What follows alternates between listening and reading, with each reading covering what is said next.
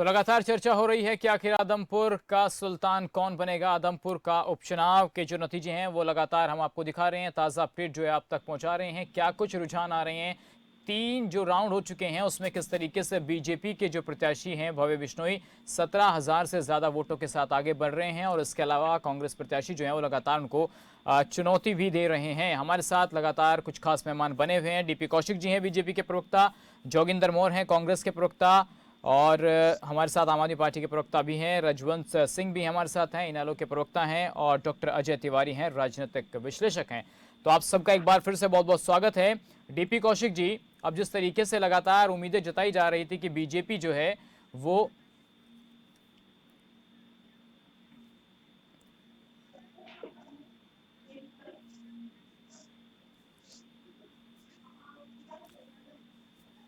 चलिए, श्रीकांत जी हमारे साथ हैं, अजय तिवारी नहीं है, श्रीकांत जी हमारे साथ, वरिष्ठ पत्रकार हैं हमारे साथ।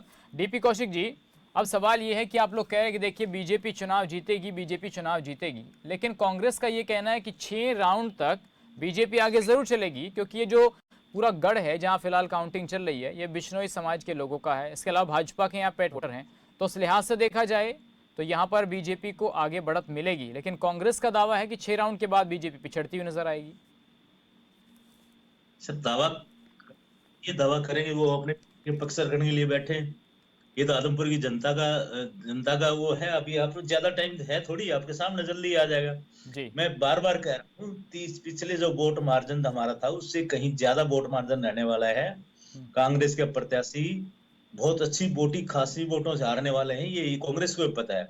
अब जी। यहाँ बैठने के लिए कुछ ना कुछ तो चाहिए ना आपको बोलने के लिए। हम्म। इंतजार तो सभी का रहेगा। जी। पर मैं अपनी बात का यही यही कहूंगा, जाना ज्यादा कहूंगा कि हमारी जीत जो है 30,000 से ज्यादा से वोटों से होने वाली है, ये निश्चित तौर पे। तो सर कोई इसके लिए आंकड़ा, या फिर एक ये राजनीति में अक्सर ऐसा होता है। वो 30 वो 30। जोगिंदर जी, 30,000 का मार्जिन एक बड़ा यहाँ पर देखिए मार्जिन बताया जा रहा है कि 30,000 से चुनाव जीता जाएगा इस बार। कोई इसके पीछे कोई फैक्ट है? नहीं, अब मुझे है कि देखिए आप अभी जो 3 राउंड की गिनती हुई है उसमें 2 राउंड में और वो क्षेत्र जिस क्षेत्र की आप बात कर रहे हैं जहाँ पे इनका बहुल्य थी, बहुमत का जो है वो हमने 1 राउंड में हम आगे गए हैं और अभी 3 राउंड ही हुए हैं। जैसे जैसे आगे बढ़ेंगे ये काउंटिंग आप देखेंगे, और हमने विकास के नाम पे चुनाव लड़ा है वहाँ पे और विकास की बात की है, और हमारा जो कैंडिडेट था वो सबसे सशक्त और जो झाड़ू और मेहनती कैंडिडेट है। हमने बहुत, कांग्रेस ने वहाँ पे बहुत मेहनत की है, और हमें अब भी पूरा विश्वास है कि जो आदमपुर की जनता है उसका हमें पूरा जो है सहयोग और समर्थन जो है वो मिलेगा। वो जो मतदाता है उसने हमारे पक्ष में वोट किया है। जो मतलब राउंड है अभी तो बहुत जल्दी है। देखो 3 और 13 राउंड में से 3 को निकाल दिया जाए तो बहुत लंबा होता है। और जो कांग्रेस से युवा वाले कर रहे हैं, जो भारतीय जनता पार्टी वाले जो कर रहे हैं, ये दावे हैं, खोखले दावे हैं। जोगिंदर मोर जी, देखिए जब तक पूरे राउंड नहीं होते तो हर प्रत्याशी के जो समर्थक हैं या जैसे कि आप लोग पार्टी से जुड़े हुए नेता हैं वो सब ये कहते रहते हैं कि देखिए नहीं, चुनाव तो हम ही जीतेंगे, ऐसा भी नहीं है। चुनाव तो देखिए हम ही आम आदमी जीतेंगे। पार्टी और इनेलो तो नहीं कह सकते ना कि हमें वो कहीं मतलब हम कहाँ तक है वो रुझान से। ये तो है कि बहुत मतलब, और उपचुनाव है, उपचुनाव में बिल्कुल ये तो नहीं कह सकते कि बिल्कुल एक तरफा होता है। हमने तो ये कभी नहीं कहा कि एक तरफा चुनाव है ना, हमने इसको एक तरफा मान के चले। हमने इसको बड़े शिद्दत से और उससे लड़ा है और बड़ी उससे वो है। और जो भारतीय जनता पार्टी वाले कह रहे हैं 30-40 हजार का बहुत बड़ा मार्जिन होता है, ये ऐसा कोई कतई नहीं है। और हमें पूर्ण विश्वास है कि जब शाम होते होते जब आप देखेंगे जैसे जैसे राउंड आगे बढ़ेंगे ये मार्जिन जो है घटेगा, और आखिरी जो राउंड होंगे उन राउंडों में हम आगे निकल जाएंगे और हमारा जो प्रत्याशी है वो बहुमत की तरफ बढ़ेगा और जीतेगा। रजय कुमार जी, अब देखिए कांग्रेस अपना दावा कर रही है, भाजपा के अपने दावे हैं, आम आदमी पार्टी कहाँ है जो विकास की बात, स्कूल की बात, शिक्षा की बात, लगता है चीज़ें लोगों को हजम नहीं हो पा रही हैं आपकी। जी देखिए, हमने शुरुआत की है, हमने मजबूती से स्कूलों की और गुणवत्ता, पढ़ाई की गुणवत्ता की, और यहाँ जो भ्रष्टाचार नहीं हुआ है, परिवारवाद की, हमने अच्छी से अपने मजबूती से आपको उठाया है। अब लोगों ने कितना स्वीकार किया है इस बात को, आप भी समझते हैं उपचुनाव किस प्रकार से होते हैं, और एक भाजपा ने पूरे सिस्टम को, पैसे का, मरे हुए लोगों की भाजपा के लोग भी वोट डालते हुए पाए। इस किस्म की हर तरीके से इन्होंने यहाँ जनता के साथ धोखा करने का काम किया है। और अभी भी जैसे ही देखिए चुनाव खत्म हुआ, इन्होंने जो डानीपुर मोहब्बतपुर का स्कूल था उसको दोबारा से इन्होंने मर्ज करने का नोटिफिकेशन निकाल दिया है। तो भारतीय जनता पार्टी भले ही इलेक्शन जीत जाए, कांग्रेस जीत जाए, लेकिन कुल मिला के इन दोनों पार्टियों ने आज तक हरियाणा की जनता के साथ धोखा ही किया है। एक भ्रष्टाचारी पहले एक पार्टी में था जो दूसरी पार्टी में चला गया। अजय कुमार जी, यही तो स्वच्छ करने आप लोग आए हैं कि अगर बीजेपी ने ये किया है, आम आदमी पार्टी उसको स्वच्छ करना चाहती है, कांग्रेस ने जो किया उसको ही तो बदलाव करना है ना। लेकिन क्या कारण मानते हैं कि देखिए स्वीकार्यता लोगों में वो फिलहाल नहीं बन पा रही, आपको लगता है कि और मेहनत करने की जरूरत है? जी बिल्कुल हमें और मेहनत करने की जरूरत है। कोई जितनी जरूरत, और हम और मेहनत करेंगे, लोगों तक जाएंगे, लोगों को जागरूक करेंगे कि आपके बच्चों के लिए स्कूल। देखिए हमने दिल्ली में अच्छे स्कूल बनाए हैं। हमारे साथी अभी डीपी कौशिक जी ने मेरे से पूछा भी कि बताइए कितने स्कूल, तो मैं आपके माध्यम से इनको इनवाइट भी कर रहा हूँ कि चलिए मैं आपको स्कूल दिखाता हूँ। इनके राष्ट्रीय प्रवक्ता गए थे गौरव भदौरिया जी, और वो स्कूल के बाहर से बाहर खड़े हुए थे स्कूल देखने गए। मैं इनको कहना चाहता हूँ 22,000 कमरे हमारी 7 साल की सरकार, दिल्ली सरकार ने बनाए, और शानदार कमरे बनाए हैं। और वहाँ 20 लाख बच्चे आज गुणवत्ता भरी शिक्षा ले रहे हैं, दिल्ली में प्राप्त कर रहे हैं। वहां से 700 से ज्यादा बच्चे इस बार।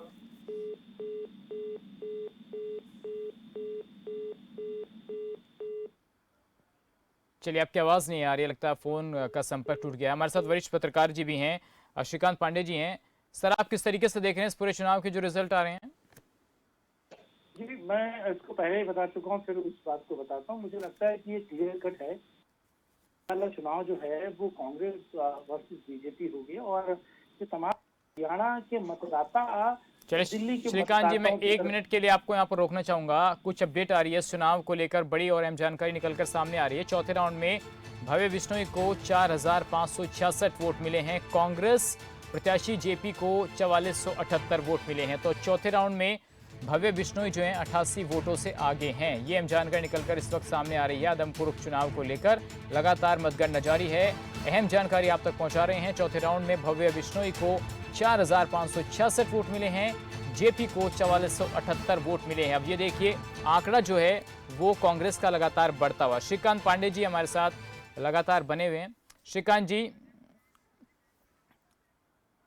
जी आपको आवाज आ रही है?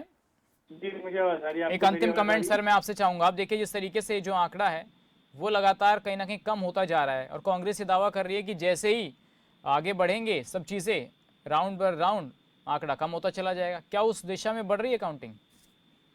देखिए, हाँ देखिए, आप, मुझे लगता है आपने भी बहुत सारे चुनावों को कवर किया होगा, देखा होगा, और आपने भी माध्यमों से उस पर कमेंट किया होगा। देखिए, जब मतगणना आरंभ होती है तो माइनस और प्लस चलता रहता है, लेकिन बहुत बड़े पैमाने पर अगर आप देखें, बड़े केसेस में ये होता है जिस व्यक्ति ने शुरू से लीड बना रखी होती है, किंचित कुछ एक को छोड़ दिया जाए केसेस को, तो जो व्यक्ति पहले से लीड बनाकर रखता है वो एंड तक उस लीड को कम मार्जिन से या ज्यादा मार्जिन से बनाए रखता है। ये तो क्लियर है, क्योंकि इसमें भी कोई दो राय नहीं है कि जब 2-3 स्टोर की ही मतलब मतगणना आरंभ होती है तो क्लियर हो जाता है कि हवा किस तरफ बह रही है, लोग चाह क्या रहे हैं, लोगों के दिमाग में क्या है। तो इसमें कोई दो राय नहीं। और आने वाले जो चुनाव होंगे खासतौर पर हरियाणा में, कांग्रेस मजबूत हो रही है लगातार। जिस तरीके से उनको वोट पड़ रहे हैं, और आपके ही स्क्रीन पर दिख रहा है 11,000 से ज्यादा लोग अगर पसंद कर रहे हैं कांग्रेस को, तो इसमें भी कोई दो राय नहीं है कि जो परिवारवाद की राजनीति बीजेपी में फैला रही थी, जिसकी बात चल रही थी इस वक्त आदमपुर में, वो कहीं ना कहीं जमीनी मुद्दा बन रहा है। मैं आम आदमी पार्टी के मेरे मित्र जो बात कह रहे थे मैं उनको बताता चलूं। ठीक, पिछली बात मेरी बात जरा अधूरी रह गई थी, मैं उनको बता चलूं। दिल्ली में आपने टॉयलेट के नाम पर क्लासेस को दिखाया है, आपने टॉयलेट रूम्स बनाए हैं, और उसको क्लासेस के रूप में आपने आरटीआई में जब जवाब लगा गया तो पता चला कि आपका काम सुनबटे सन्नाटा है, सिफर है। दूसरी चीज ये है, स्विमिंग पूल का सौंदर्यकरण हो, जो स्विमिंग पूल शीला दीक्षित दिल्ली में बना के गई थी स्कूल में पापड़गंज में, आपने पेड स्टोरी छपवाई अल जजीरा में, न्यूयॉर्क टाइम्स में, खलील टाइम्स में आपने पेड स्टोरी छपवाई। पर मुझे लगता है अरविंद केजरीवाल भी इस गफलत में थे कि उस पेड स्टोरी में जो फोटो उन्होंने छपवाई वो एक प्राइवेट स्कूल की छपवाई। तो ये जो आपकी चुनावी बातें, स्कूल की बातें, स्कूल का प्रबंधन, एक नया स्कूल आपने नहीं बनाया। आरटीआई कहती है, मैं नहीं कहता हूँ, ये दिल्ली सरकार कहती है। 19 करोड़ का आप स्विमिंग पूल बना लेते हैं साहब अरविंद केजरीवाल अपने घर में। तो ये 19 करोड़ का स्विमिंग पूल उन्होंने क्यों बनवाया छठ करनी टीम को घर में? चलिए ठीक है सर श्रीकांत जी। तो ये आम आदमी पार्टी, मैं हमेशा कहता हूँ, हिट एंड रन वाली पार्टी है। ये हिट करती है, हिट करते ही भाग जाती है। चलिए वो तो उसके जैसा बाद हिट एंड रन कांग्रेस जैसे बीजेपी बातें आप बस कह रहे हैं जवाब देने में सर, वो लगी। तो जनता जो है लगातार चुनाव के जो नतीजे आएंगे उसमें बताती रहेगी। आपका धन्यवाद श्रीकांत पांडे जी। राजीव कुमार जी आपका बहुत बहुत धन्यवाद हमारे साथ इस अहम चर्चा में हमारे साथ जुड़ने के लिए। और चलिए रुक कर लेते हैं इस वक्त अहम जानकारी का। आदमपुर उपचुनाव को लेकर मतगणना लगातार जारी है। अहम जानकारी, कुछ आंकड़े आ रहे हैं। 5वें राउंड के बाद भव्य बिश्नोई जो हैं वो लगातार आगे बने हुए हैं और अपडेट आ रही है भव्य बिश्नोई अभी भी 10,913 वोटों से आगे हैं। तो आदमपुर उपचुनाव को लेकर मतगणना लगातार जारी। 5वें राउंड के नतीजे आ गए हैं, उसमें भी भव्य बिश्नोई लगातार आगे बने हुए हैं। भव्य अभी भी 10,913 वोटों से आगे हैं। तो ये अहम जानकारी, जो रुझान है वो 5वें राउंड के फिलहाल सामने आ रहे हैं। जो नतीजे हैं वो धीरे धीरे कर एक राउंड जो है वो आगे बढ़ रहे हैं। हमारे साथ लगातार हमारे खास मेहमान जुड़े हुए हैं। बीजेपी के प्रवक्ता भी हैं और साथ ही कांग्रेस के प्रवक्ता भी हमारे साथ हैं। जोगिंदर मौर्य जी, कांग्रेस एक जगह पर तो आकर ज़रूर फिलहाल मौजूदा दौर में स्टैंड कर रही है कि देखिए हरियाणा में जो विकल्प के तौर पर आम आदमी पार्टी को देखा जा रहा था, खासकर इन चुनाव में ये तो अंदाज़ा लग रहा है, क्योंकि यहाँ से फिर 2024 की तस्वीर भी धीरे धीरे साफ होती जाएगी कि कांग्रेस भले ही उतने बड़े पैमाने पर सामने ना आती हो, लेकिन ग्राउंड लेवल पर धीरे धीरे कांग्रेस का ग्राफ बढ़ रहा है। मैं फिर कह रहा हूँ, अभी तो बहुत जल्दबाजी है। 5 में और 13 राउंडों में बहुत अंतर होता है। आहिस्ता आहिस्ता जो मार्जिन है वो घटेगा। और दूसरी बात है कि कांग्रेस पार्टी ही एकमात्र विकल्प है, प्रमुख विपक्षी पार्टी है।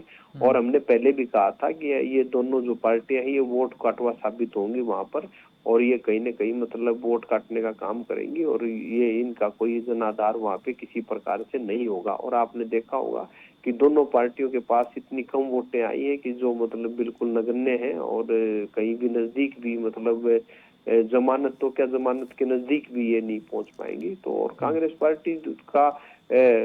पार्टी ने देश पर लंबे समय से राज किया है, और इस देश के विकास में यहाँ तक पहुंचाने में कांग्रेस पार्टी का योगदान रहा है। इस प्रदेश को भी खड़ा करने में कांग्रेस पार्टी का योगदान रहा है।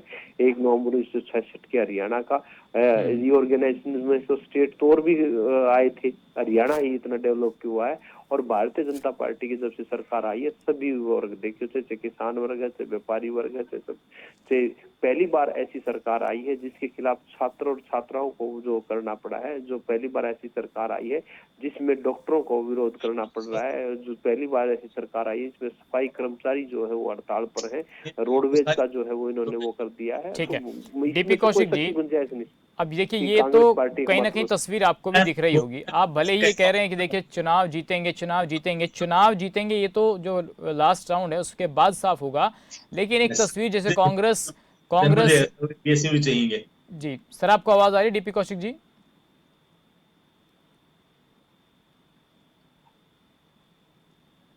लगता है डीपी कौशिक जी तक आवाज नहीं पहुंच पा रही है, जरा उनका फोन जो दोबारा कनेक्ट कीजिए।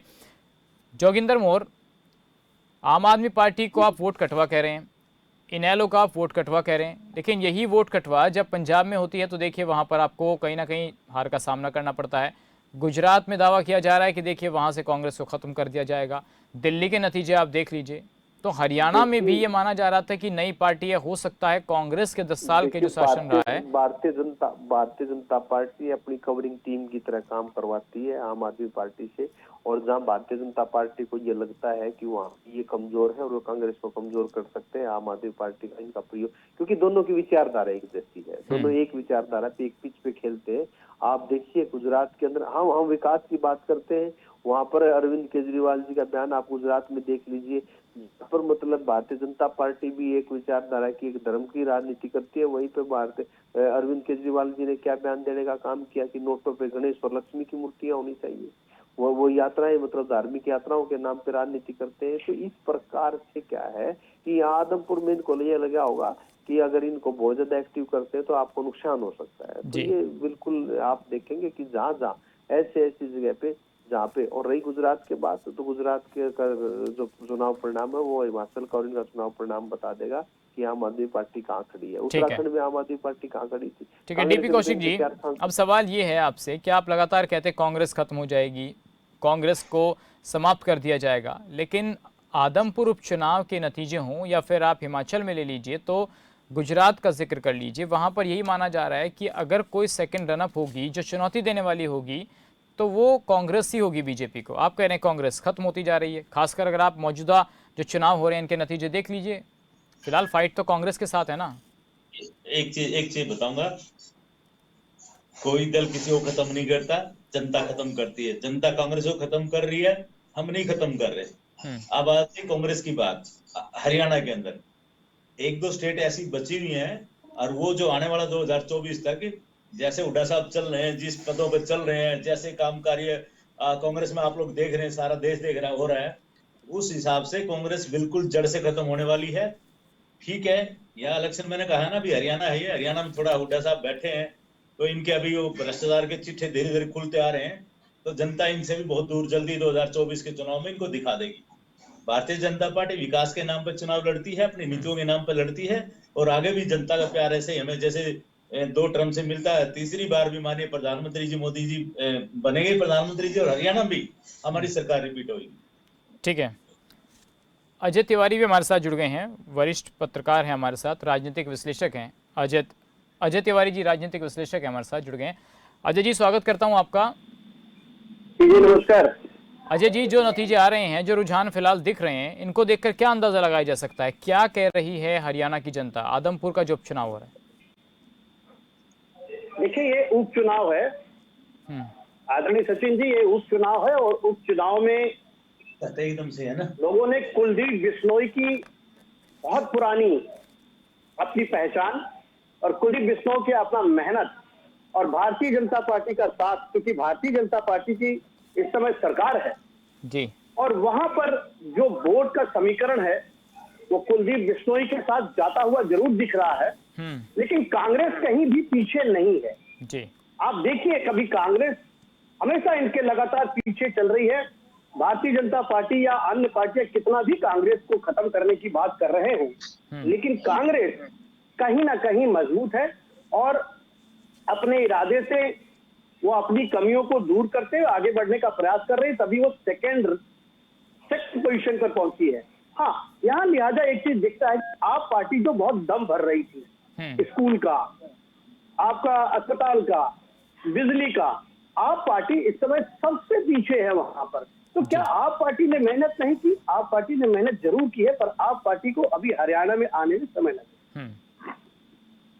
जी, लेकिन सर आपको नहीं लगता कि जिस तरीके से कांग्रेस का जो ग्राफ है सेकंड नंबर पे रहना, ये अपने आप में ये दिखाता है कि यहाँ पर चुनाव फिलहाल हुड्डा साहब के नेतृत्व में लड़ा जा रहा था, जबकि आपको ये भी जानकारी होगी कि कांग्रेस के अंदर जिस तरीके से गुटबाजी है, क्या उसका नुकसान भी हो सकता है हरियाणा में?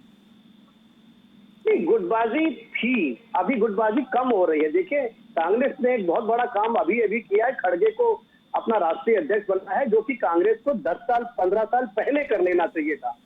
अगर राहुल गांधी की जगह पर 10 साल पहले कोई प्रेसिडेंट नया बना दिया जाए, जैसे बहुत से लोगों ने, आरपीएन सिंह ने, जतिन प्रसाद ने, बहुत से लोगों ने कांग्रेस को छोड़ा है, तो शायद कांग्रेस अच्छी मजबूत होती। हुड्डा साहब के साथ साथ और भी लोग जो कांग्रेस में हैं, उनका भी नाम अच्छा चला है, जिसकी वजह से उन्होंने मेहनत करके कांग्रेस को आदमपुर जैसे जगह पर सेकंड पोजीशन में लाने की कोशिश की है। ये कांग्रेस के लिए अच्छी बात है। और हिमाचल में भी आप देखिए, भारतीय जनता पार्टी ने हिमाचल में भी क्या किया, हिमाचल में भी कांग्रेस देखिए सेकंड नंबर पे ही है जी। ठीक उसी तरह से आप गुजरात की स्थिति देख लीजिए। गुजरात में आप और बीजेपी के झगड़े में मुझे तो लगता है कहीं ऐसा ना हो गुजरात में कांग्रेस की सरकार बन जाए। कांग्रेस को इतना कमजोर समझना या राजनीतिक पार्टियों की भूल है। कांग्रेस एक बहुत बड़ी पार्टी रही है, पुरानी पार्टी रही है, और अब चेहरे बदल रहे हैं। भारतीय जनता पार्टी में कांग्रेस के लोग ही तो गए हैं। आप देखिए, भारतीय जनता पार्टी में जो गए हैं तो कांग्रेस के लोग ही गए हैं। और तो सर, ऐसी स्थिति में ठीक है, जी जी जी जी बताइए। मैं आऊंगा सर आपके पास। हमारे साथ रजवंत जी भी जुड़ गए हैं, प्रवक्ता हैं इंडियन नेशनल लोकदल के। रजवंत जी, अब देखिए जो नतीजे आ रहे हैं उसको देखकर आप क्या कहेंगे? कुछ सोचने की स्थिति है, विचार करने की स्थिति है? कहां तक पहुंच रही है राजनीतिक सियासत? जजर पड़ा है पेन ड्राइव में, जजर पड़ा है पेन ड्राइव में, नया बना दो। लगता है रजवंत जी की आवाज़ हम तक नहीं पहुंच पा रही है।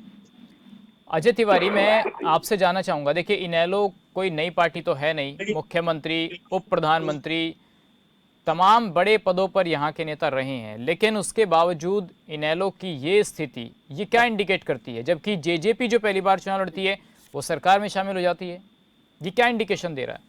देखिए, इनेलो की स्थिति आज उत्तर प्रदेश के समाजवादी पार्टी की स्थिति है। उत्तर प्रदेश में समाजवादी पार्टी के परिवार में जिस तरह से विघटन हुआ, ठीक उसी तरह से इनेलो पार्टी, जो पहले मुख्यमंत्री हुआ करते थे, इनेलो का एक बहुत बड़ा नाम हुआ करता था, आज इनेलो का नाम जीरो सिर्फ इसलिए हुआ है कि परिवार के लोग ही बिखर गए।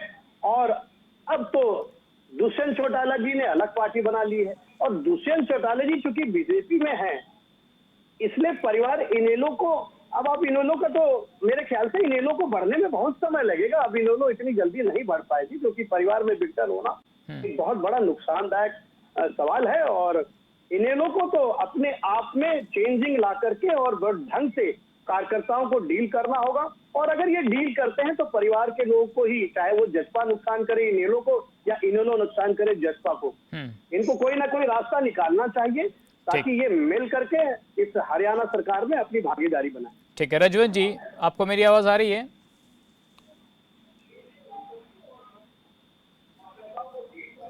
जरा रजवंत जी की ऑडियो हम तक नहीं पहुंच पा रही है, उसको जरा करेक्ट कीजिए।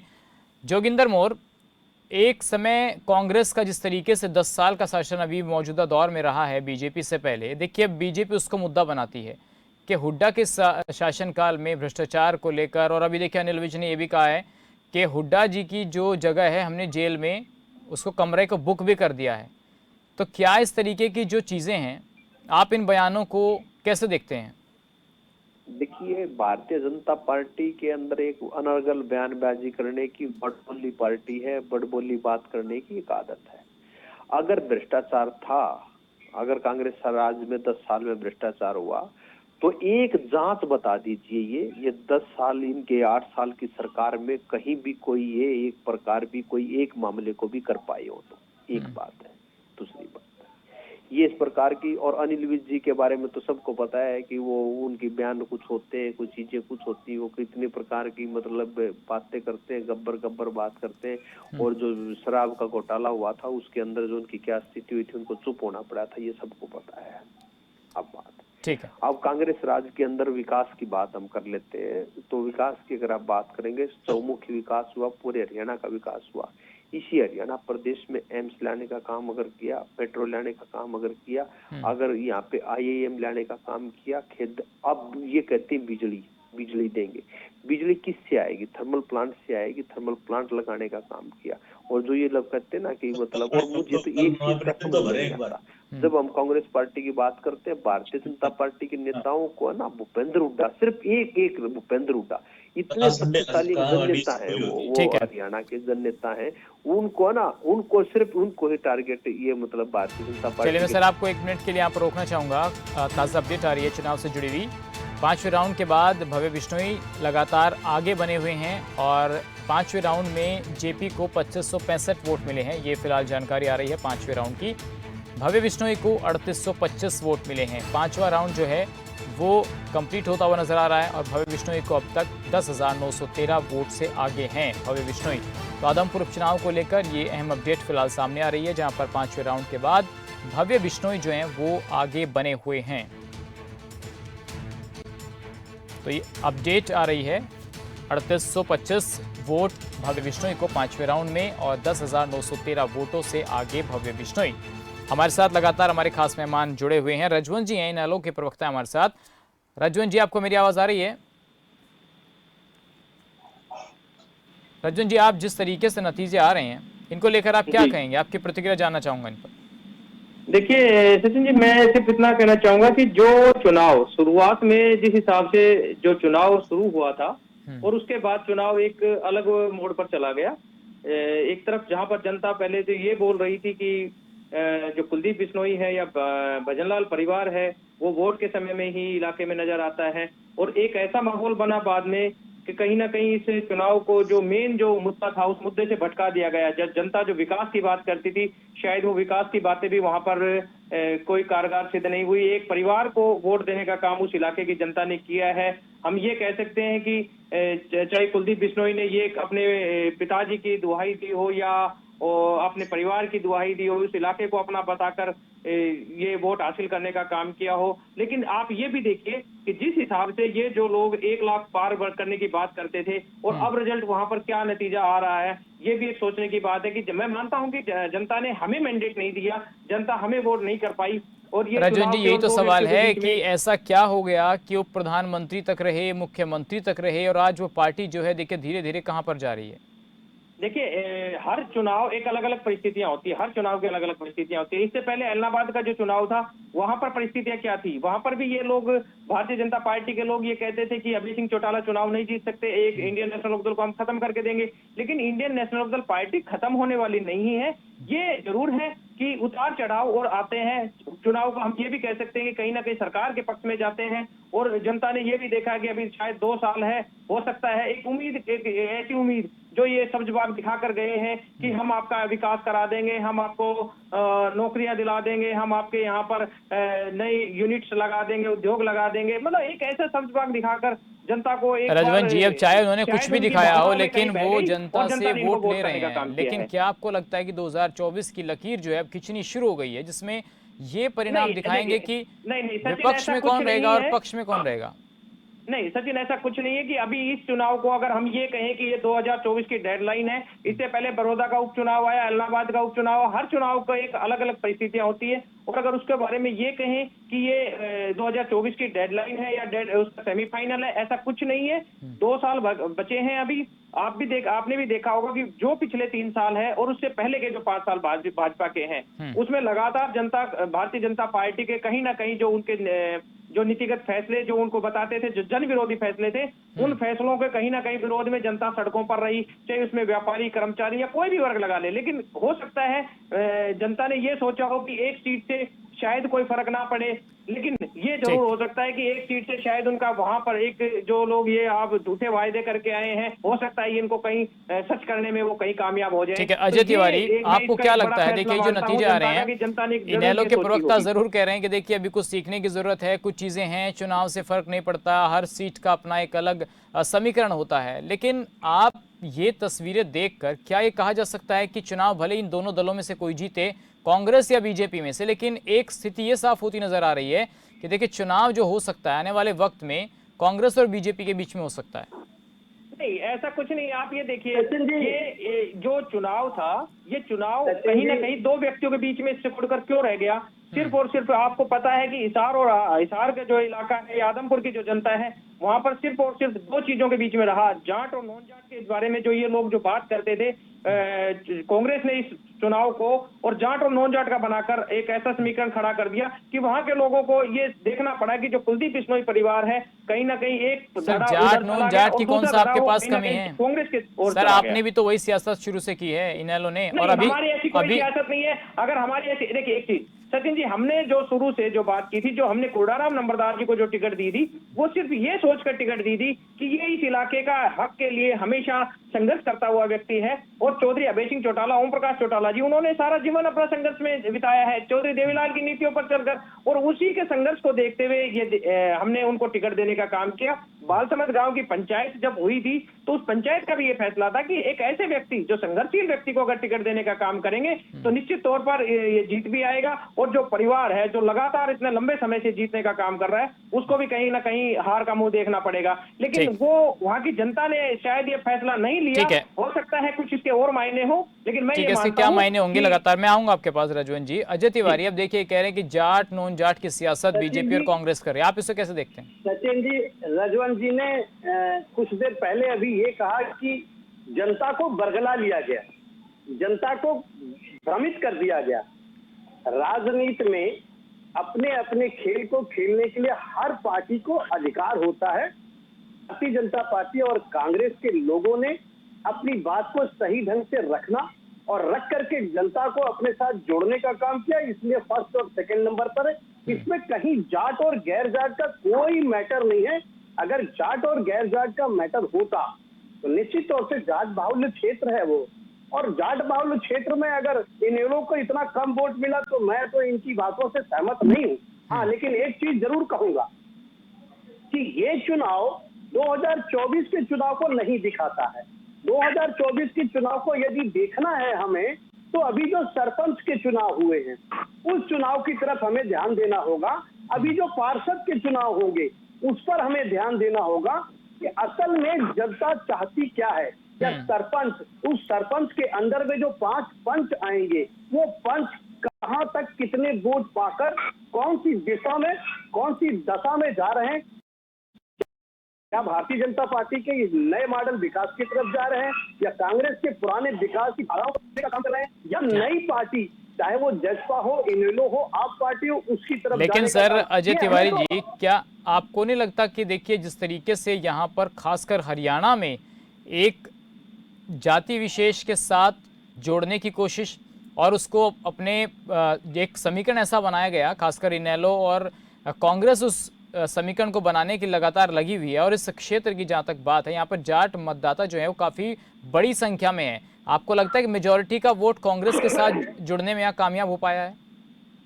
निश्चित तौर से मैं इस बात को कह सकता हूं कि कांग्रेस ने अपने आप को दिखाने का प्रयास किया, जिससे वो सेकंड पोजीशन पर पहुंची है, और जाट बाहुल्य क्षेत्र होने के बावजूद भी वहां देवीलाल जी को और बाकी उनके पुराने जो लीडर्स हैं उनको सम्मान उतना नहीं मिला है।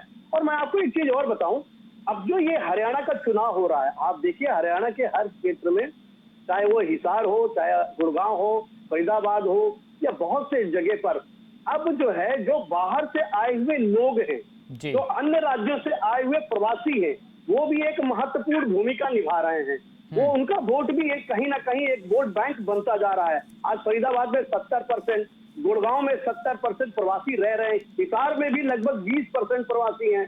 तो ऐसी स्थिति में इनके वोट को भी महत्व दिया जाना चाहिए। ये वोट भी कहीं ना कहीं असली रूप में वोट बैंक बनकर चुनाव जिताने और हराने का काम कर रहे हैं। आप देखिए, जाट बाहुल्य क्षेत्र होने के बावजूद इनेलो ने वहां कई बार चुनाव भी जीता है। और आज की स्थिति देखिए आप, कुलदीप बिश्नोई जी का अपना चेहरा, बंसीलाल जी का चेहरा और भारतीय जनता पार्टी की सरकार कहीं ना कहीं या जीत की तरफ ले गई है, और कांग्रेस सेकंड पोजीशन पर पहुंच करके इसने साबित कर दिया है कि जाट बाहुल्य क्षेत्र भी प्लस इनकी कमियों को उजागर करके अपने आप को सेकंड पोजीशन पर लाई है। तो इसके लिए मैं कहना चाहूंगा कि नहीं, निश्चित तौर से अभी सरपंच और पार्षद के चुनाव को देखकर 2024 की गणना की जा सकती है, और चुनाव में ऐसा कुछ भी नहीं। ठीक है डीपी कौशिक जी, अब देखिए आरोप सीधा लग रहा है कि कहीं ना कहीं डिवाइड वाली पॉलिटिक्स भी बीजेपी करती आ रही है, तो इस तरीके से कैसे सियासत चलेगी सर आगे? पार्टी वाले से तेरे पता नहीं क्या क्या बोलेंगे। मैंने सर पहले ही भी कहा है, भारतीय जनता पार्टी ऐसी दलगत राजनीति नहीं करती। जैसे लोगों पे ये एलिगेशन लगा रहे हैं, हमने 3 फैक्टर पहले ही बताए। तीनों फैक्टर हम भजलाल परिवार का वर्चस्व मानते हैं, मोदी जी की नीतियां मानते हैं, भाजपा की हरियाणा सरकार का कार्यशैली मानते हैं। उस पे चुनाव लड़ रहे हैं, उस पे आदमपुर की जनता ने मोहर लगाई है। मैंने बार बार एक ही बात रिपीट की है कि भजलाल परिवार के साथ धोखा हुआ है, जनता के, आदमपुर की जनता के साथ धोखा किया है, और इस कांग्रेस ने धोखा किया है। उसका टाइम था बदला लेने का। ठीक है डीपी कौशिक जी, अब सवाल ये है कि अगर आज जरूर आप जीत का दम भर रहे हैं कि देखिए हम जीतेंगे, लेकिन अगर मैं 19 के चुनाव का जिक्र करूं तो यहाँ पर जब बीजेपी सेकंड नंबर पर रही थी और कुलदीप बिश्नोई चुनाव जीत गए थे, तब वो कांग्रेस में थे। तो आज के नतीजों को देखकर तो ये माना जा सकता है कि बीजेपी कहीं ना कहीं सेकेंडरी है और नंबर 1 पर बिश्नोई परिवार है, जिसकी शाख चाहे हजका हो, चाहे कांग्रेस हो, चाहे फिर आपकी बीजेपी, जीतेगा यहाँ पर बिश्नोई परिवार। सेकंड नंबर पर बीजेपी है। देखिए बॉस, मैं आपको एक बात बताऊं, हम 2014 से पहले तो थे ही नहीं हरियाणा के अंदर, कहीं पे भी नहीं थे भाजपा के, ये तो अब आप भी जानते हैं। दूसरी बात, पिछली बार हमारा 29,000 के आसपास वोट बैंक रहा है। ये दोनों पार्टियां, आप भी दम भर रही है और आपके हमारे ये क्या नाम है, चुटला पार्टी वाले दम भर रहे हैं, यही कैंडिडेट थे। ये तब तो 29 का भी आंकड़ा नहीं पार कर पाए थे। तो उस टाइम भी जनता का प्यार तो था ना, हमारे 29,000 वोट मिले, कम तो थे नहीं। एक नए कैंडिडेट जो हल्के में बहुत कम रहते थे, उसके बावजूद भी उनको इतना वोट बैंक मिला। तो ये भारतीय जनता पार्टी का कार्यशैली पे ही वोट लोगों ने मोहर लगाई। तो मैं इस चीज से बिल्कुल वो नहीं हूँ कि लोग क्या सोचते हैं क्या नहीं लोग, लेकिन एक चीज है, जनता देखती है, जनता के जो अनुभवी जो काम करते हैं वो जनता उस हिसाब से अपने आप को कन्वर्ट करती है, जैसे अब किया इस इलेक्शन में। ठीक है, भजनलाल परिवार को दिया, भाजपा की कार्यशैली को वोट दिया, मोदी जी के नेतृत्व को वोट दिया। ठीक है। जोगिंदर मोर, 19 की ये सीट कांग्रेस जीतती है, चेहरा कुलदीप बिश्नोई थे, लेकिन अब कुलदीप बिश्नोई बीजेपी में चले गए हैं और फिलहाल तक जो रुझान बता रहे हैं, आगे जिस तरीके से भाजपा चल रही है, तो ये आप भले कह रहे हैं कि हमारा गढ़ है, हमारी परंपरागत सीट है, ये गढ़ रहा है कांग्रेस का, भजनलाल यहाँ से मुख्यमंत्री रहे, विधायक रहे कई बार, लेकिन नतीजे इस और इशारा नहीं कर रहे हैं। ये माना जा रहा है कि देखिए परिवार पहले है, फर्स्ट परिवार, उसके बाद सेकंड नंबर पे पार्टियां हैं।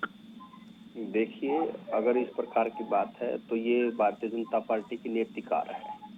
वो परिवारवाद के खिलाफ, वो एक चीज तय तो कर ले, वो परिवारवाद के खिलाफ है या परिवारवाद की बात करते हैं, वो भजनलाल का गढ़ मान रहे हैं या भारतीय जनता पार्टी की सीट मान रहे हैं। कांग्रेस पार्टी की परंपरागत सीट हम कह रहे हैं, क्योंकि पिछले जो चौधरी भजनलाल जी हैं वो लंबे समय से वो कांग्रेस में रहे और कांग्रेस पार्टी की अब आज जो है वो स्थिति है। और अभी तो वो हम ये कुछ नहीं कह सकते, अभी तो जो है इतने राउंड बाकी है, 8 राउंड बाकी है और ऐसा ऐसा जो है वो मार्जिन है वो कम होगा। और जो कांग्रेस ने जिस तरीके से चुनाव लड़ा है और हम तो नहीं कहे, हमने तो कहा कि जो पार्टी में काम करता है, जो वो करता है, हम किसी बात के खिलाफ नहीं है, इस बात के कि जो कार्यकर्ता काम करे उसको मान सम्मान मिलना चाहिए। ये तो भारतीय जनता पार्टी है बार बार ये कहती है कि परिवारवाद के खिलाफ, और जिस व्यक्ति की आलोचना करते थे उसी व्यक्ति को मतलब जिसको भ्रष्टाचार की गंगा बताते थे, वो सारा का सारा इनकी पार्टी में आते ही वो है जो है पाक साफ हो जाते हैं। ये जो भारतीय जनता पार्टी की वो है, इसमें कोई शक की गुंजाइश नहीं है कि भारतीय जनता पार्टी कई बार क्या होता है, झूठ चल जाती है। जो 15-15 लाख रुपए के जो ब्लैक मनी तो ले नहीं आए, लेकिन ब्लैक मनी वालों को अपनी पार्टी में जरूर ले आई है। ठीक है रजवन जी, एक वक्त वो था जब हरियाणा का, चलिए मैं आऊँगा आपके पास रजवन जी, अभी एक अपडेट आ रही है आदमपुर उपचुनाव को लेकर। 5वें राउंड में जेपी को 2561 वोट मिले हैं, ये फिलहाल जानकारी आ रही है। 5वें राउंड में कुर्डाराम को 74 मत मिले हैं, ये अहम जानकारी निकलकर सामने आ रही है। 5वें राउंड में भव्य बिश्नोई को 6390 वोट मिले हैं। तो अब तक लगातार भव्य बिश्नोई 10,000 से ज़्यादा वोटों से फिलहाल आगे चल रहे हैं। 5वें राउंड में सत्येंद्र सिंह को 207 वोट मिले हैं, ये अहम जानकारी। आदमपुर उपचुनाव को लेकर जो मतगणना लगातार जारी है उसके नतीजे लगातार आपके सामने। रजवन जी, मेरा सवाल आपसे ये है कि एक समय वो था जब हरियाणा का जो मेजॉरिटी का वोट है, जाट वोट, वो आपके साथ माना जाता था, लेकिन समय के साथ साथ वो कांग्रेस की तरफ जिस तरीके से अब शिफ्ट होता जा रहा है और मेजॉरिटी के वोट अब माने जाते हैं कि कांग्रेस के साथ शिफ्ट हो गए हैं, तो आपको ही नहीं लगता कि कुछ सोचने का विषय है, परिवार की फूट है? और देखिए ये स्थिति हो गई है कि जो इनेलो इतने बड़े बड़े पदों पर नेताओं को बैठाती थी, आज वो शून्य है हरियाणा में, और खासकर जो जेजेपी नई पार्टी वो सरकार में है। नहीं, आपने एक चीज सचिन जी देखा होगा, ये शायद बीजेपी के प्रवक्ता भी नहीं बताएंगे, जेजेपी के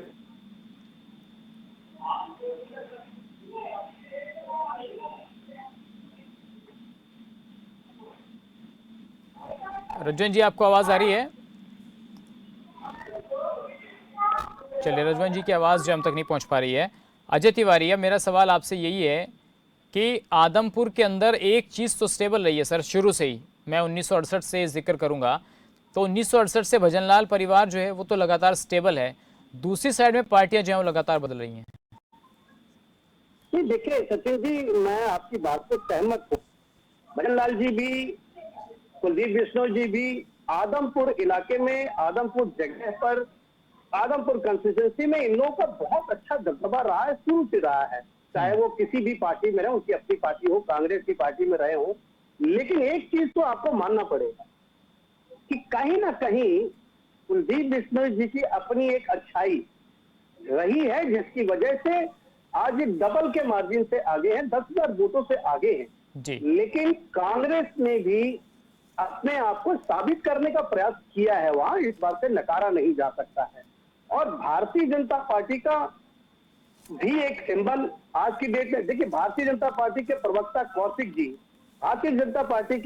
कौशिक जी ने खुद कहा कि 2014 से पहले हम कहीं नहीं थे जी। और अभी 2014 के बाद हम मोदी जी के नाम पर जो हम आए हैं, तो ऐसी स्थिति में ये आप देखिए कि कुलदीप बिश्नोई जी का, उनके पिताजी का और भारतीय जनता पार्टी का तीनों समीकरण साथ मिला और जाट बाहुल्य होने के बावजूद इन्होंने अच्छे अंतर से अभी आगे बढ़त बढ़ाई है। अभी जो और राउंड आएंगे उसमें क्लियर हो जाएगा कि कांग्रेस कहां तक जुड़ी है। क्या कांग्रेस 2500 में सिमट जाएगी, 2600 में सिमट जाएगी, या कांग्रेस और बढ़कर और अच्छे नंबर लाने का प्रयास करेगी, ये तो अभी आगे आने वाले वक्त। ठीक है रजवन जी, आपको मेरी आवाज आ रही है? जी आ गई। जो सवाल मैंने आपसे पूछा था वो जवाब आप नहीं पूरा कर पाए थे, अब आप उसका जवाब दीजिए। मैं यही कहना चाह रहा था, जो कुलदीप बिश्नोई अकेले चुनाव लड़ता है और उसकी 63,000 वोट आती हैं और आज वो सरकार भी साथ है, उसके जेजेपी भी साथ है और उसके बावजूद उनका जो वोट का जो शेयर है या मार्जिन है, जो एक तरफ ये कह रहे थे कि हम 1 लाख पार लेके जाएंगे या 1 लाख पार हमारी वोट आएंगी, और अब आप देखिए मैं इस चीज में सर मैं अभी आपको रोकना चाहूंगा रजवन जी, जरा तस्वीरें हम अपने दर्शकों को दिखा दें। पूरा जश्न का माहौल फिलहाल आदमपुर विधानसभा के उपचुनाव के नतीजों के साथ साथ ये तस्वीरें बड़ी अहम हैं। हरियाणा की सियासत में एक हॉट सीट के तौर पर इस सीट को देखा जाता है और तस्वीरें जश्न की, किस तरीके से कार्यकर्ताओं में जोश और जश्न का माहौल है। और देखिए नारेबाजी भी हो रही है, जश्न मनाया जा रहा है। हालांकि जो अभी तस्वीरें हैं ये सिर्फ रुझान की तस्वीरें हैं और रुझान के साथ साथ लोगों ने अपनी जो प्रतिक्रिया है वो जाहिर करनी शुरू कर दी है। बड़े बुजुर्ग जो लोग हैं वो भी आप तस्वीरों में देख सकते हैं झूमते हुए नजर आ रहे हैं और कुलदीप बिश्नोई को लेकर जो उनके समर्थन में यहाँ पर नारे भी लग रहे हैं। जश्न की तस्वीरें, नाचते कूदते जो है कार्यकर्ता वो फिलहाल नजर आ रहे हैं आदमपुर में चुनाव के नतीजों के साथ साथ। रजवन जी, अब देखिए तस्वीरें भी आनी शुरू हो गई हैं, किस तरीके से जश्न का माहौल है। अगर मैं 19 का जिक्र करूं रजवन जी, तो आपकी पार्टी जो है जेजेपी से भी नीचे रही। 15,000 वोट तो जेजेपी को मिले थे, लेकिन इनेलो जो है कहीं ना कहीं अच्छा परफॉर्म उस वक्त में भी नहीं कर पा रही है। देखिए सचिन जी, उस समय का हालात और परिस्थितियां मैं बता देता हूँ कि उस समय जो हालात थे वो कहीं ना कहीं पार्टी का जो टूट हुई थी उससे हमें बड़ा नुकसान उठाना पड़ा। लेकिन आप ये भी तो देखिए ना कि धीरे धीरे जो पिछले जो 3 साल है, 3 साल में चौधरी अभय सिंह चौटाला जी ने पार्टी को किस हिसाब से और एक बार संगठन को दोबारा खड़ा करने का काम किया है। हालात परिस्थितियां। सर 1 मिनट में आपको रोकना चाहूंगा, अपडेट आ रही है इस चुनाव को लेकर। कोडाराम को अब तक 1.99% वोट मिले हैं। सत्येंद्र सिंह को अब तक 1.56% वोट मिले हैं। भव्य बिश्नोई को जो अब तक पूरी जो राउंड्स हुए हैं उनमें 28,699 वोट और इसके अलावा जेपी को 18,441 वोट मिले हैं।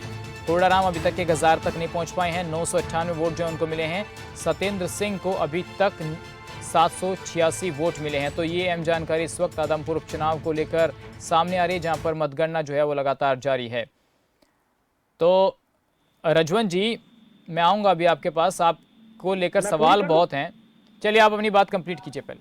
जी मैं यही चीज मैं बोल रहा था कि जिस हिसाब से जो रिजल्ट आ रहा है, मैं ये भले ही कह सकता हूं कि हमें वोट जनता ने ना दिया हो, लेकिन जो व्यक्ति ये कह रहे थे कि मैं सरकार में बैठकर सरकार के सहयोग से इस इलाके का विकास कराने का काम करूंगा, हो सकता है आप ये भी मान रहे हैं कि जनता ने उस हिसाब से इनको मैंडेट ना दिया हो।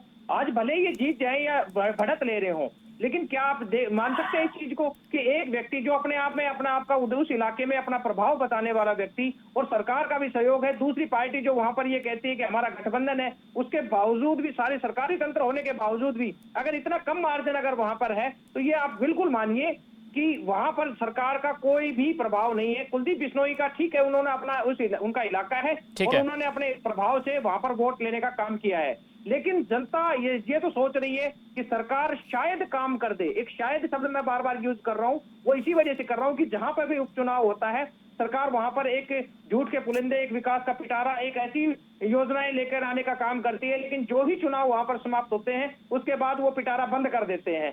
तो आप ये भी तो देखिए, जनता कहीं ना कहीं इनकी परिपाटी, इनकी भाषा को भी समझती है। हाँ, वोट देना जनता की मजबूरी ये हो सकता है कि वो सिर्फ यही सोचे कि शायद हमारे इस इलाके का कोई विकास हो जाए। ठीक है डीपी कौशिक जी, अब देखिए ये भी सवाल उठ रहे हैं कि जीत का मार्जिन कितना होगा। हार और जीत के जो अंदाजे हैं मार्जिन के वो लगने शुरू हो गए हैं, लेकिन 63,000 वोट कुलदीप बिश्नोई को 2019 में मिले थे, 34,000 वोट सोनाली फोगाट को मिले थे। उस हिसाब से आंकड़ा 1 लाख के आसपास पहुंचता है, लेकिन क्या इस चुनाव में वो तस्वीर पेश हो पाएगी? डीपी कौशिक जी। हेलो जी बोलिए। मैं ये कह रहा हूँ, जीत का आंकड़ा तो मैंने आपको पहले ही बता दिया, 30,000 से ऊपर जाएगा। दूसरी बात, ये मेरे मित्र जो इन लोगों के प्रवक्ता कई बार ऐसी बातें कर देते हैं जो बिल्कुल समझ से बाहर है।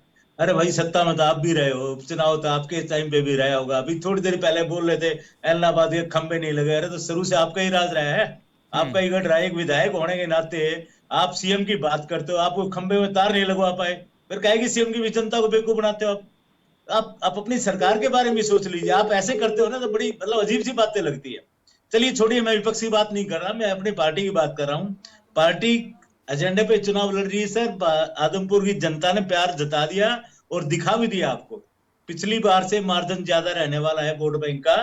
कार्यशैली आपको पता है, काम हमारे आपको पता है, विकास पता है। बार बार मैं उनका गुणगान नहीं करता, और जो विपक्ष वाले मित्र बैठे उनको एक ही बात लेके चलती है, कुछ न कुछ लेकर आना निकालना। मैं बातें रिपीट नहीं करता। मेरा तो एक ही मानना है कि हम यहाँ पे अच्छी वोटों से जीत रहे हैं और आदमपुर की जनता को एक अच्छा सुशासन देने वाले हैं। जो भजन लाल जी के परिवार के बाद में कांग्रेस ने उनको वंचित किया था, कांग्रेस ने उनसे छीन लिया था, वो राजनीति हम अच्छी राजनीति आदमपुर की जनता को देने वाले हैं। जो उनके बचे हुए काम जो बच रहे हैं, जो छोटी मोटी चीज सुविधाएं नहीं मिली उन भाई वो जिस कारणवश, वो हम उनको प्रोवाइड कर। चलिए ठीक है डीपी कौशिक जी, मैं अभी आप सब मेहमानों को रोकना चाहूंगा। ताजा हालात ले लेते हैं कि क्या वोटिंग को लेकर माहौल है आदमपुर में। सीधा ललित के पास चलते हैं, हमारे सहयोगी ललित जो हैं वहां पर लगातार बने हुए हैं, अपडेट हम तक पहुंचा रहे हैं।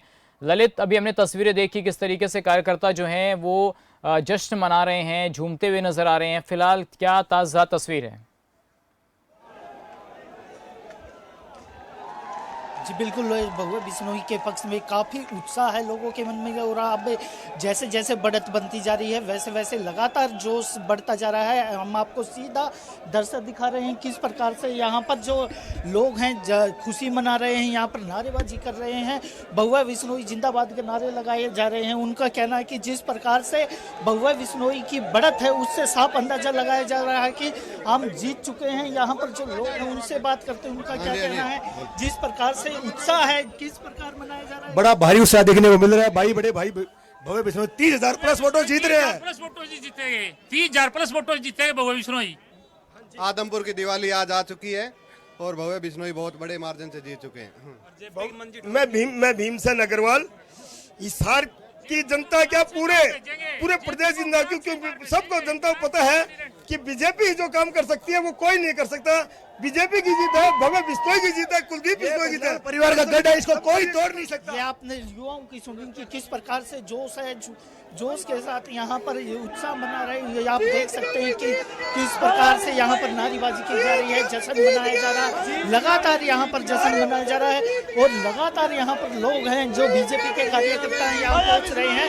आप देख सकते हैं किस प्रकार से यहाँ पर जोश है। जीत गया भाई, जीत गया भगवा बिश्नोई, जीत गया, एक तरफा जीत गया, आदमपुर जीत गया भाई, जीत गया।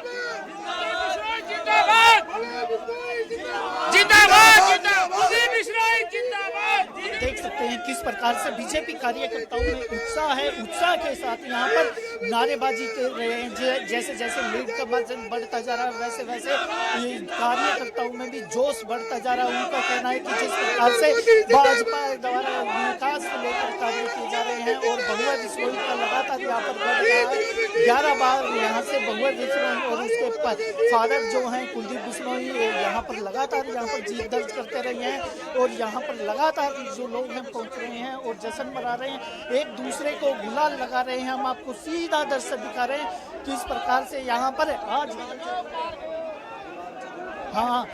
गुलाल से यहाँ पर जश्न मना रहे हैं। आप देख सकते हैं किस प्रकार से एक दूसरे को यहाँ पर तिलक लगाया जा रहा है और यहाँ पर जोश के साथ यहाँ पर बिल्कुल यहाँ आप देख सकते हैं किस प्रकार से यहाँ पर जो है तैयारियां की गई थी और जश्न मनाया जा रहा है, एक दूसरे को गुलाल लगाया जा रहा है। आप देख सकते हैं किस प्रकार से यहाँ पर जश्न का माहौल है और कैसे कैसे जैसे जैसे समय बीतता जा रहा है, जैसे जैसे राउंड की आप देख सकते हैं जश्न मनाया जा रहा है, एक दूसरे को गुलाल लगाया। ये आदमपुर की जीत है।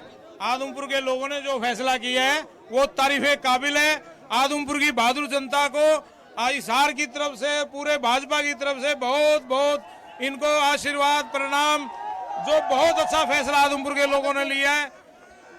आदमपुर वालों ने जो जयप्रकाश जी का एक रिकॉर्ड बनाना जो था वो रिकॉर्ड कायम कर दिया। भजनलाल जी के सामने भी हारे और कुलदीप जी के सामने भी हारे और भव्य बिश्नोई जी के सामने भी हार कर उन्होंने ये साबित कर दिया। उनका ये रिकॉर्ड जो है कायम हो गया जयप्रकाश जी का तीनों पीढ़ियों का।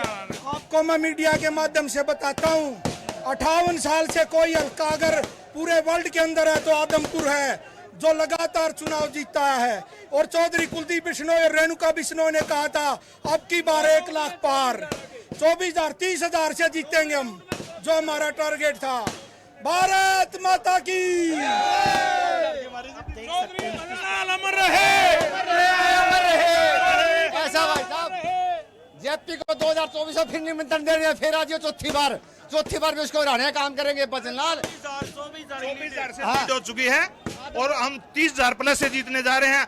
भव्य बिश्नोई जिंदाबाद, भजनलाल अमर रहे, भारतीय जनता पार्टी जिंदाबाद। आदमपुर हल्के के देख सकते हैं कि अभी डिक्लेयर हुआ नहीं है, अभी राउंड की गिनती चल रही है, लेकिन बीजेपी कार्यकर्ताओं द्वारा यहाँ पर पटाखे छोड़े जा रहे हैं। आप देख सकते हैं किस प्रकार से यहाँ पर जो है पटाखे छोड़े जा रहे हैं, यहाँ पर जश्न मनाया जा रहा है।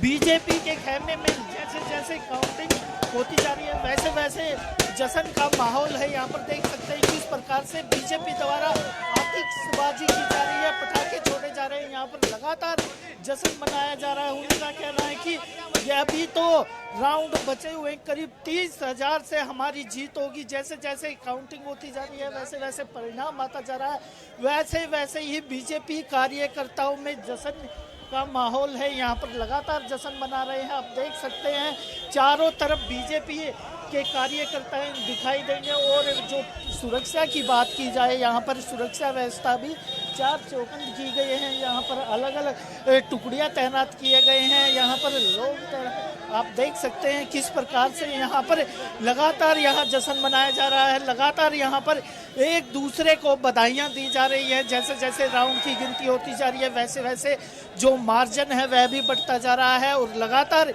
बीजेपी कार्यकर्ता यहाँ जश्न मना रहे हैं और लगातार जो तादाद है कार्यकर्ताओं की वह बढ़ती जा रही है। आप देख सकते हैं हम लगातार अपने दर्शकों को बता रहे हैं किस प्रकार से भव्य बिश्नोई पहले राउंड से ही आगे चल रहे हैं और यहाँ पर बीजेपी द्वारा ढोल भी मंगाए गए हैं। ढोल नगाड़े, ढोल की थाप पर डांस किया जा रहा है। आप देख सकते हैं किस प्रकार यहाँ पर डांस किया जा रहा है। विजय का ऐलान होने से पहले ही कार्यकर्ताओं में जोश है और गुलाल उड़ाकर होली मना रहे हैं। दीवान के दीवान जो है आप देख सकते हैं किस प्रकार यहाँ पर ढोल की थाप पर डांस किया जा रहा है और यहाँ पर लगातार गुलाल ही गुलाल उड़ाया जा रहा है। आप देख सकते हैं किस प्रकार से जश्न मनाया जा रहा है। जैसे जैसे राउंड की गिनती आ रही है, जैसे जैसे परिणाम आ रहा है वैसे वैसे बीजेपी कार्यकर्ताओं का जो जोश है बनता ही जा रहा है। आप देख सकते हैं किस प्रकार से यहाँ पर जश्न मना रहे हैं। जो बीजेपी कार्यकर्ताओं में अच्छा खासा जोश देखने को मिल रहा है। राउंड की गिनती बात की है, पहली बार भाजपा का यहाँ जश्न मनाया जा रहा है। देखो आप देख सकते हैं किस प्रकार से यहाँ पर लगातार यहाँ जश्न का माहौल है, लगातार यहाँ जश्न मनाया जा रहा है, पटाखे छोड़े जा रहे हैं और यहाँ पर गुलाल से होली खेली जा रही है। वो कार्यकर्ताओं का कहना है कि दीपावली तो जा चुकी है 25 तारीख को, लेकिन यहाँ पर लगातार आप देख सकते हैं किस प्रकार से यहाँ पर जश्न मनाया जा रहा है। जश्न के साथ ही यहाँ पर ढोल की थाप पर कार्यकर्ताओं द्वारा डांस किया जा रहा है। डांस के आप देख सकते हैं किस प्रकार से काफी उत्साह है और यहाँ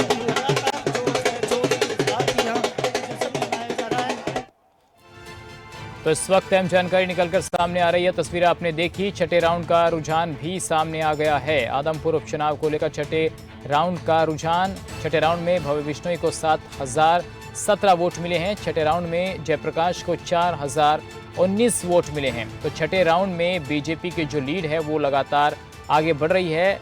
2998 की लीड फिलहाल सामने आ रही है। तो आदमपुर उपचुनाव को लेकर लगातार मतगणना जारी है। छठे राउंड के रुझान फिलहाल आपको दिखा रहे हैं, पल पल की अपडेट आप तक पहुंचा रहे हैं। छठे राउंड के रुझान जरा देख लीजिए, आपकी टीवी स्क्रीन पर है। 7017 वोट बीजेपी और कांग्रेस को 4019 वोट, 2998 की लीड छठे राउंड में भी बीजेपी को मिलती हुई नजर आ रही है। और इस तरीके से 10,000 से ज्यादा का जो मार्जिन है वो फिलहाल लगातार बना हुआ है। हमारे साथ लगातार हमारे खास मेहमान जुड़े हुए हैं। जोगिंदर मोर, तस्वीरें आपने देखी, जश्न का माहौल, होली का माहौल, दीपावली की तरह देखिए पटाखे फोड़े जा रहे हैं, ढोल नगाड़ों पर कार्यकर्ता झूम रहे हैं। क्या है ये तस्वीर? अब आप क्या कहेंगे इन तस्वीरों को देखकर? देखिए, जो जिनके समर्थक होते हैं उनका उत्साह होता है, उनका अपना एक वो होता है। और अभी देखो 7 राउंड बाकी है अभी, और आप देखेंगे कि हम पहले ही जो आपके भी संवाददाता थे जो वो इस बात का अंदाजा लगा रहे थे कि 6 राउंड तक जो है वो भारतीय जनता पार्टी जो है भव्य बिश्नोई वो आगे चलेंगे। 6 राउंड के बाद है जो स्थितियां बदलनी शुरू होंगी। 7वां राउंड जैसे ही आएगा तो आप देखेंगे किस प्रकार से ये जो है स्थितियां बदलने आरंभ हो जाएंगी। और रही ढोल नगाड़ों की बात, तो देखो इसमें कोई शक की गुंजाइश नहीं है। ये तो है कि जिस पार्टी जो लीड करती है या जीतती है उसके समर्थकों में उत्साह होता है और अपना उत्साह प्रकट करते हैं, और जनता जनार्दन सर्वोपरि होती है। कांग्रेस पार्टी ने बड़ी। रजवन जी, मैं अंतिम सवाल एक राजनीतिक विश्लेषक से भी, और 10-10 सेकंड में। रजवन जी, तस्वीरें देख रहे हैं, सुबह से इनेलो का कोई कार्यकर्ता वहां नजर नहीं आया जिसने कहा कि नहीं हम चुनाव जीतेंगे। पहले ही पता लग गया था चुनाव का। देखिए सचिन जी, बात जब मैं आपको बता ही चुका हूँ इस चीज के लिए, लेकिन फिर भी मैं कहना चाहूंगा कि जो माहौल जो बना है वो माहौल शायद 2 पक्षों के बीच में रह गया। और कई बार एक ऐसा माहौल बनता है कि एक सरकार के पक्ष में और एक सरकार के खिलाफ। अगर कोई व्यक्ति सरकार को जब हराने के लिए तैयार हो जाते हैं तो शायद उनको ये लगा हो कि शायद कांग्रेस का जो उम्मीदवार है या जेपी है वो शायद वो उनको हराने में कहीं ना कहीं, ठीक है, वो हराने में कामयाब हो। लेकिन सवाल ये कि इनेलो के जो उम्मीदवार थे उन पर क्यों ये विश्वास जनता नहीं जता पाई? रजवन जी, समय का अभाव है इसलिए मैं अंतिम कमेंट जो है यहाँ पर अजय तिवारी जी से लेना चाहूंगा। अजय तिवारी जी, तस्वीरें अगर आपने देखी हो तो माहौल कह रहा है कि देखिए बीजेपी जो है नंबर 1 पर जा सकती है, क्या कहेंगे? सचिन जी, आपके पत्रकार जो अभी बात कर रहे थे वहाँ मौके मौजूद पर बहुत अच्छी बात कही उन्होंने कि पहली बार बीजेपी वहां से जश्न मना रही है। न कहीं कुलदीप बिश्नोई परिवार को श्रेय जाता है, और इस श्रेय में भारतीय जनता पार्टी को खुश होना चाहिए कि भारतीय जनता पार्टी आदमपुर में एक सीट अपने आप में हाथ में ले आई है। और इसी को देखते हुए आप सबको आगे बढ़ना चाहिए। कांग्रेस कहीं कमजोर दिखती हुई नजर नहीं आ रही, पीछे लगी हुई है। ठीक है सर, बहुत बहुत धन्यवाद आप तीनों मेहमानों का हमारे साथ इस चर्चा में शामिल होने के लिए और लगातार बातचीत रखने के लिए, अपनी राय रखने के लिए। यहाँ पर आपका तीनों मेहमानों का एक बार फिर से बहुत बहुत धन्यवाद। तो लगातार खबर फास्ट पर आप आदमपुर उपचुनाव से जुड़ी हुई पल पल की अपडेट है लगातार आप देखते रहिए। आगे भी और क्या जो राउंड आगे चलते रहेंगे उनकी क्या अपडेट है वो पल पल की अपडेट आप तक पहुँचाएंगे। फिलहाल इतना ही, नमस्कार।